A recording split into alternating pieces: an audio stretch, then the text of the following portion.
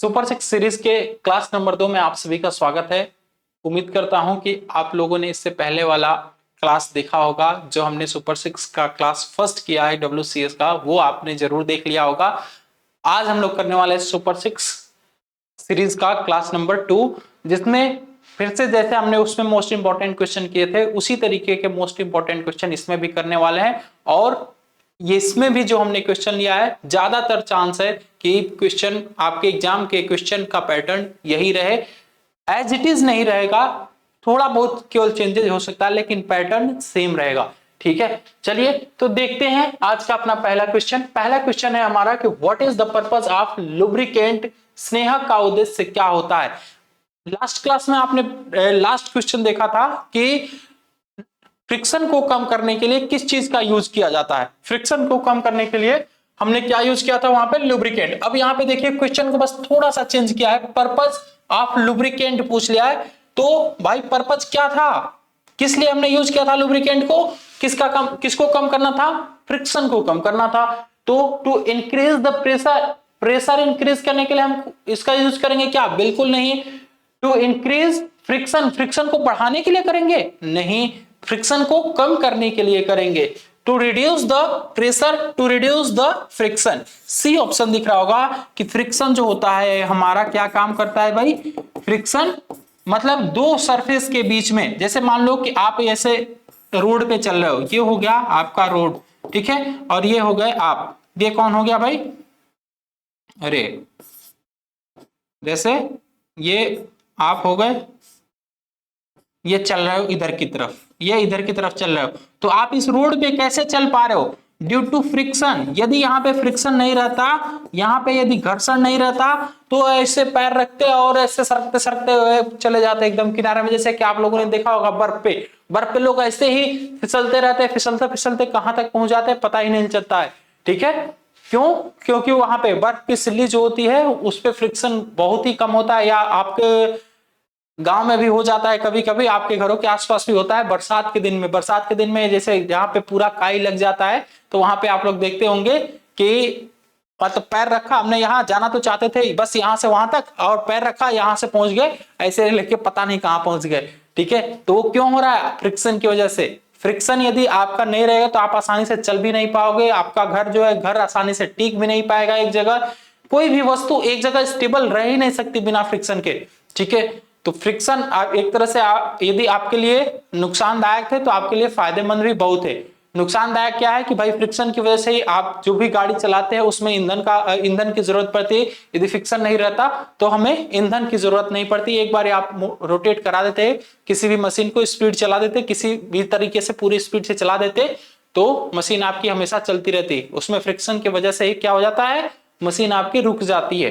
ठीक है, तो ये हो गया आपका लुब्रिकेंट का काम। लुब्रिकेंट क्या करेगा, फ्रिक्शन को कम करेगा। अब देखिए थोड़ा सा मैथमेटिकल क्वेश्चन आ गया आपका कि what is the value of 14x plus 3y plus 25x plus 2y। अब देखो ये क्वेश्चन करने के लिए हम लोग क्या करते हैं, हम लोग ये देखते हैं कि जैसे इसको इसमें दो दो पार्ट दिए हुए हैं, जैसे यहाँ पे 14x लिखा हुआ है ना, तो इसमें दो वैल्यू है, एक ये 14 है और ये x है, जिसमें जो x है, x को क्या कहते हैं हम लोग, इसको हम लोग कहते हैं वेरिएबल वैल्यू, वेरिएबल वैल्यू। ठीक है, इसको वेरिएबल वैल्यू या फिर हिंदी में कहते हैं चर राशि, चर राशि। ठीक है, और इसे क्या कहते हैं, इसे कहते हैं हम लोग फिक्स्ड वैल्यू, फिक्स्ड क्वांटिटी या फिक्स्ड वैल्यू, और हिंदी में क्या कहते हैं भाई, अचर राशि, अचर राशि। ठीक, तो जो आपकी चर राशि होती है ये हमेशा बदलती रहती है, इनका मान बदलता रहता है, इस वजह से इसको चर राशि कहते हैं। ये जो यदि 14 लिख दिया तो भाई 14 का मतलब कि 14 ही रहेगा, चाहे आप उसमें जो परिवर्तन कर लो लेकिन उसका मान 14 ही रहेगा। ठीक है, x का मान बदल सकता है, ऊपर नीचे हो सकता है, कैसे होगा अभी मैं आपको दिखाता हूं।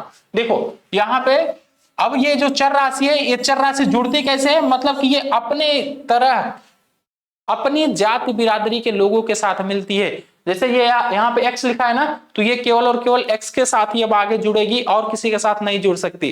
ठीक है, और यदि कहीं पे y लिखा है तो y का मतलब है कि आप आगे देखेगा कि कहीं y वाला है कोई पर्सन, यदि y वाला कोई पर्सन रहेगा तभी जाकर उसके साथ जुड़ेगा, नहीं तो बाकी के साथ ये नहीं जुड़ेगा, अपना अलग अलग वैल्यू रखता है ये, ठीक है। अच्छा चलिए तो देख लेते हैं कि इसमें टोटल कितनी बिरादरी है भाई। इसमें टोटल 2 बिरादरी है, एक x वाली बिरादरी दिख रही है और एक y वाली बिरादरी दिख रही है।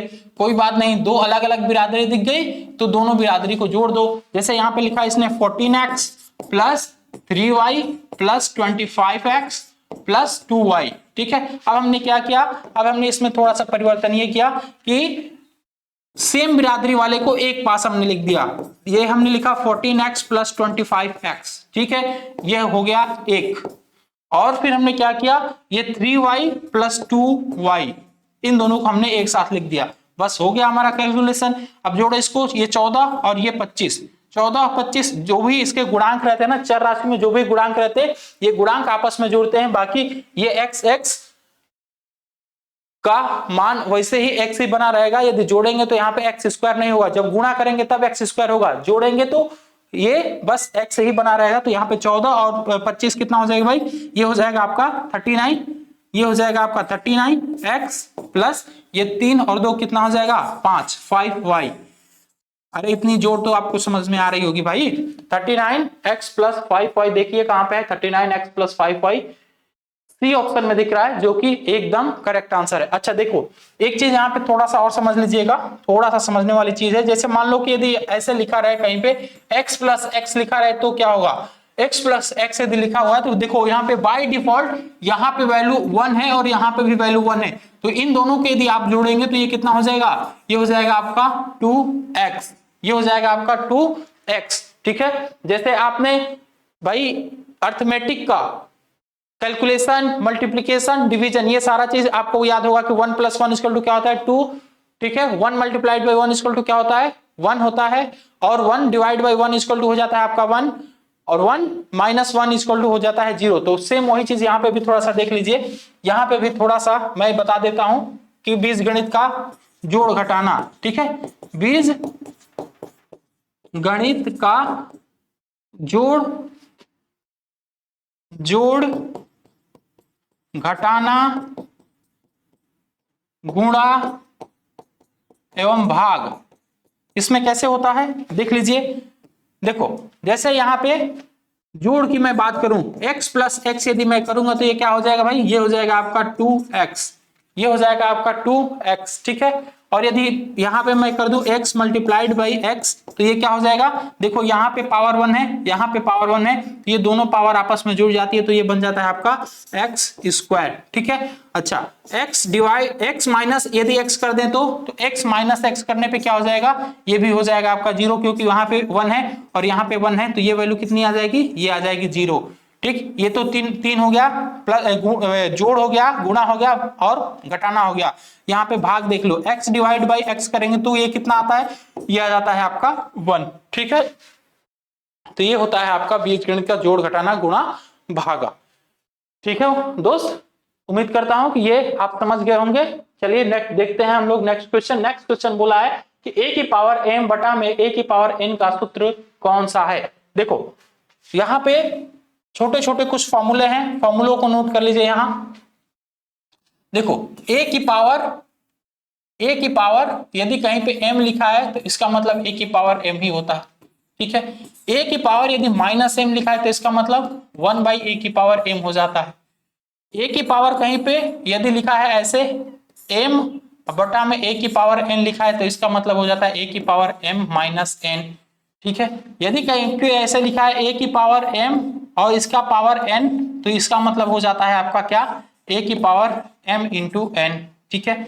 और यदि कहीं पे लिखा है a की power m multiplied by a की पावर n तो इसका मतलब क्या हो जाता है, इसका मतलब हो जाता है कि ये लिखा हुआ है a की power m plus n, a की पावर m प्लस n, ठीक है। और एक चीज यहाँ पे देखना, जैसे यदि मैं यहाँ पे लिख दूं रूट a तो इसको क्या लिखेंगे आप, रूट a यदि आपने लिख दिया है तो रूट a का मतलब हो जाता है क्या, a की पावर 1/2, a की पावर कितना 1/2।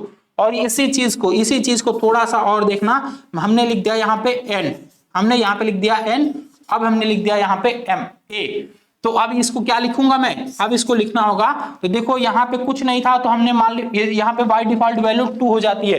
रूट का मतलब यहाँ पे यदि कोई वैल्यू नहीं दिया हुआ है तो हम लोग बाय डिफॉल्ट इसमें कितना मान लेते हैं, 2 मान लेते हैं। अब यहाँ पे इसने n लिख दिया है तो इसकी वैल्यू क्या हो जाएगी, इसकी वैल्यू हो जाएगी a की पावर 1/n, a की पावर 1/n। ठीक है, और यहीं पे एक फॉर्मूला और बन जाता है आपका जो कि बहुत ही इंपॉर्टेंट है। वही फॉर्मूला अक्सर कंफ्यूज करता है लोगों को। a की जैसे यहाँ पे हमने लिख दिया n और a की पावर m। ठीक है, तो इसको क्या लिखेंगे, इसको देखो ये हमने पावर थोड़ा सा अच्छे तरीके से नहीं लिखा, ये हो गया आपका पावर। तो इस पे क्या लिखेंगे, अब देखो इससे लिखने होगा यदि हमें, तो a की पावर हमारा पहले तो m हो गया, और ये जब जाएगा इधर तो ये इधर क्या हो जाएगा, ये 1/n हो जाएगा। तो ये कितना बन जाता है, a की पावर m/n, a की पावर m/n। और यदि कहीं पे भी a की पावर m/n लिखा हुआ है तो उसका मतलब क्या होता है, उसका मतलब ये होता है a की पावर यदि m/n लिखा है तो उसका मतलब ये वैल्यू ऐसे लिखा जाना चाहिए, या कहीं पे ऐसे लिखा हुआ है तो इस वैल्यू को हम लोग ऐसे लिख सकते हैं। ठीक है, अब देखिए आपके क्वेश्चन में क्या पूछा है, a की पावर m बटा में a की पावर n पूछा है, मतलब ये वाली वैल्यू पूछी हुई है, ये वाली वैल्यू पूछी हुई है। तो देखो ऑप्शन मिला लो, बी ऑप्शन दिख रहा है, a की पावर m-n। ठीक है भाई, देखो ये जितने इंपॉर्टेंट फॉर्मूले हमने लिखे हैं ये सारे इंपॉर्टेंट फॉर्मूले आप लोग जरूर नोट कर लीजिएगा, क्योंकि जितने भी आपके क्वेश्चन बनेंगे यदि इस तरीके का कोई क्वेश्चन बनेगा तो वो यहीं से बनेगा और अलग से कोई क्वेश्चन नहीं बन सकता इसमें। ठीक है, जो भी आपके फॉर्मूले बन सकते थे सारे फॉर्मूले हमने यहाँ पे नोट डाउन आपको करा दिए हैं। नेक्स्ट क्वेश्चन देखते हैं, लाभ कैसे व्यक्त किया जाता है। देखो आपका लाभ हो या हानि हो, लाभ को हम लोग शॉर्टकट में P से प्रदर्शित करते हैं। ठीक है, इसे प्रॉफिट कहते हैं, इधर प्रॉफिट हमने लिख दिया। और जो हम आपका हानि होता है, जो आपका लॉस होता है, लॉस को हम लोग शॉर्टकट में L से प्रदर्शित करते हैं। लेकिन इनको कैसे रिप्रेजेंट किया जाता है, इन दोनों वैल्यू को हम लोग परसेंटेज में ही रिप्रेजेंट करते हैं। ठीक है, परसेंटेज में ही रिप्रेजेंट करते हैं। जैसे अक्सर पूछा जाता है कि अरे भाई कितना लॉस हो गया, कितना परसेंट का लॉस हुआ, कितना परसेंट का आपको हानि हुआ, कितना परसेंट का आपको लाभ हुआ, कितना परसेंट आपने लाभ कमाया। ठीक है, तो इस वजह से ये वैल्यू किसमें अक्सर रिप्रेजेंट की जाती है, परसेंटेज में रिप्रेजेंट की जाती है। तो यहाँ पे परसेंटेज वाली वैल्यू एकदम करेक्ट हो जाएगी। ठीक है, चलो अगला क्वेश्चन देखते हैं। बोला है कि साधारण ब्याज में साल को कैसे दर्शाया जाता है। देखिए साधारण ब्याज का जो आपका फॉर्मूला बनता है simple interest, simple interest, simple interest का फॉर्मूला आपका बनता है PRT, PRT, T को हम लोग यहाँ पे लिख देते हैं N/100, PRN into divide by 100। ठीक है, या शॉर्टकट में इसको ऐसे लिख दिया जाता है SI equal to PRN divide by 100, जहां पे P क्या होता है यार, ये होता है आपका प्रिंसिपल, प्रिंसिपल। ठीक है, ये होता है आपका प्रिंसिपल। फिर आपका होता है R, रेट, R को क्या कहते हैं हम लोग, रेट कहते हैं। ठीक है, और जो N होता है इसे क्या कहते हैं हम लोग, इसे कहते हैं हम लोग टाइम, इसे हम लोग कहते हैं टाइम। ठीक है, आपसे क्वेश्चन में क्या पूछा है कि साल को कैसे दर्शाया जाता है। तो ये जो टाइम होता है ना, ये ईयर में ही दिया रहता है। ये कैसे दिया रहता है, ईयर में दिया रहता है। ठीक है, चलिए तब आ जाते हैं अपने ऑप्शन पे। P किसको दर्शाता है, प्रिंसिपल को दर्शाता है, मूलधन को दर्शाता है, मूलधन को दर्शाता है। ठीक है, जो आपका R है ये क्या दर्शाता है भाई, ये दर को दर्शाता है। ठीक है, और ये जो है ये समय को दर्शाता है। तो क्वेश्चन में आपको साल पूछा है, साल क्या एक तरीके का समय है, तो इसे हम लोग किससे रिप्रेजेंट करते हैं दोस्त, N से रिप्रेजेंट करते हैं। हमने क्वेश्चन में यहाँ पे समझा दिया है अच्छे तरीके से। चलिए नेक्स्ट क्वेश्चन पे आ जाते हैं। a-b का होल स्क्वायर पूछा है आपसे। अब चलो इसके भी जो जो इंपॉर्टेंट फॉर्मूले बन सकते हैं सारे फॉर्मूले को एक जगह हम लोग नोट डाउन कर लेते हैं। देखो जैसे a+b का होल स्क्वायर यदि मैं लिखना चाहूं तो ये तो सबको याद होगा, a² + b² + 2ab। ठीक है, a-b का होल स्क्वायर यदि लिखना चाहें तो a² + b² - 2ab। ठीक है, अच्छा a² - b² यदि लिखना चाहें तो ये बन जाता है आपका a+b माइनस, अरे ब्रैकेट में a - b, ब्रैकेट में a - b। ठीक है, a³ - b³ यदि लिखना चाहें तो ये बन जाता है आपका a - b, फिर अब बन जाता है आपका a² + b² + ab। ठीक है, अच्छा, यदि हम लिखे यहाँ पे ए क्यू प्लस बी क्यू, तो इसका क्या फॉर्मूला बनता है? इसका फॉर्मूला बन जाता है ए प्लस बी, फिर इधर बन जाता है आपका a square plus b square minus का ए बी। ठीक है, तो ये छोटे छोटे आपके फॉर्मूले हैं, इन बस फॉर्मूलों को याद रखना है, मोदी जी की तरह भूल नहीं जाना है।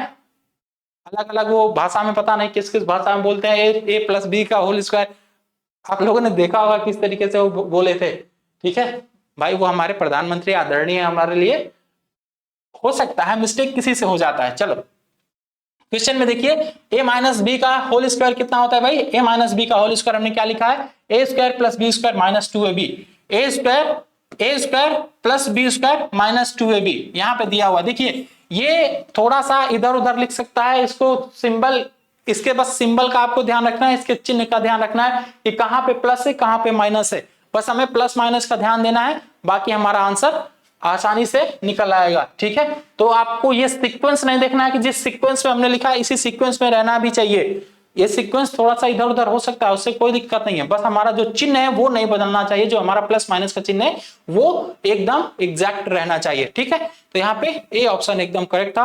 तो चलिए, उम्मीद करता हूं कि आपको सेशन अच्छा लगा होगा, यदि सेशन अच्छा लग रहा है तो एक प्यारा सा कमेंट भी कर दिया करिए आप लोग। आज के लिए बस इतना रखते हैं, फिर मिलते हैं हम लोग नेक्स्ट क्लास में। धन्यवाद।